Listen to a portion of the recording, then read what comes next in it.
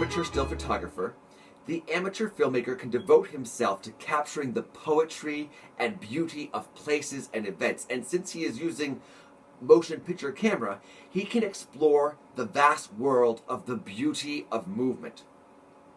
One of the films winning honorable mention in the 1958 Creative Film Awards was Round and Square, a poetic, rhythmic treatment of the dancing lights of cars as they stream down highways, under bridges, etc. Instead of trying to invent a plot that moves, use the movement of wind, of water, children, people, elevators, balls, etc., as a poem might celebrate these things. And use your freedom to experiment with visual ideas. Your mistakes will not get you fired. Physical freedoms include time freedom, a freedom from budget-imposed deadlines. But above all, the amateur filmmaker, with his small, lightweight equipment, has an inconspicuousness for candid shooting and a physical mobility which is well the envy of most professionals, burdened as they are by their many-ton monsters, cables, and crews.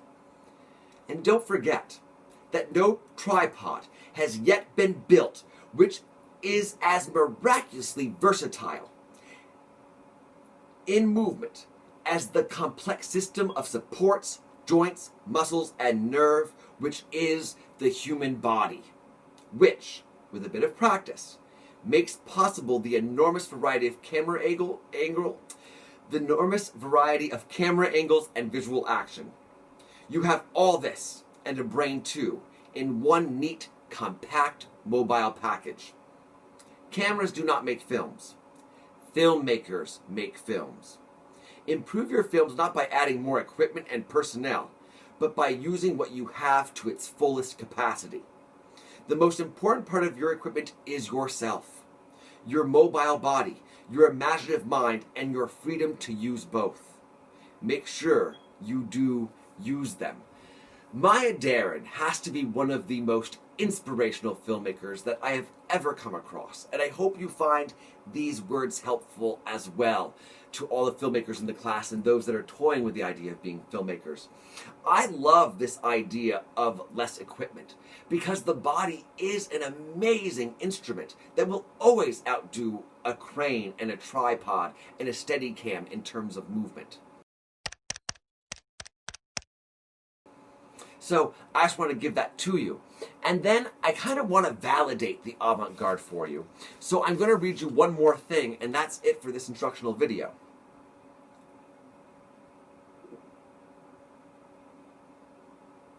I was toying with doing an experimental video, and I decided, an experimental instructional video.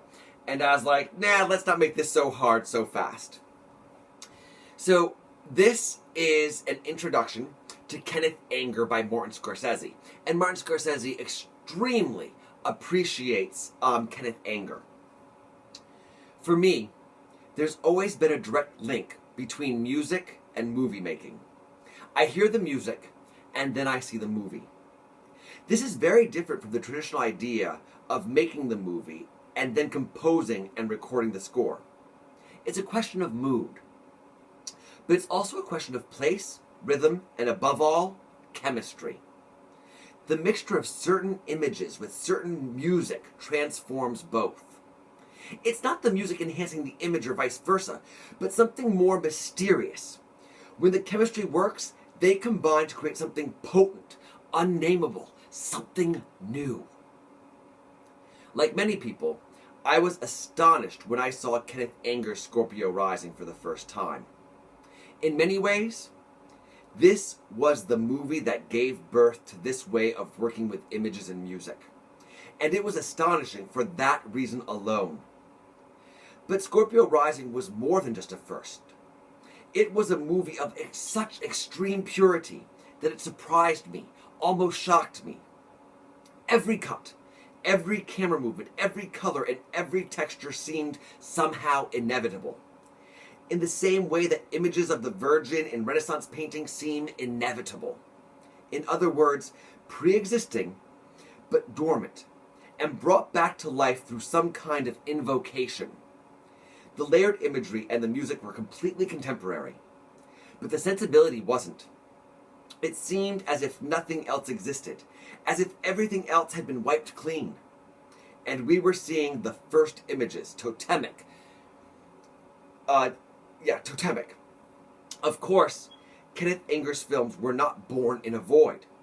You can feel the pull of Hollywood films in his work from the 30s and the 40s in particular, boiled down to their essence. But each film, from the very early ones, has a logic and a power of its own. And even when the music isn't there on the soundtrack, it's present in the rhythm of the filmmaking. The films contain the evidence of a young visionary at work, testing out the limits and the powers of his chosen art form. Now, you hear the word visionary a lot, but in this case, it fits. The sparkling light of Eau d'Artifice, the red room in the inauguration of the Pleasure Dome, the Christmas tree and fireworks are genuine visions. And the logic of those films, which is certainly dreamlike, in case of fireworks, I believe that the inspiration was a real dream, is also, as I said, inevitable. The structure, the form, the feel of these films appear to be less invented than received, from a source hidden from the rest of us. And I love that idea. I believe the avant-garde artist is able to see the things that are hidden from the rest of us. I hope you enjoyed this week's films, and I hope you engage with them in ways that will grow your mind. And I'm starting you off with a bunch of avant-garde filmmakers. There are loads of them on YouTube. I hope you have an amazing week. Bye-bye.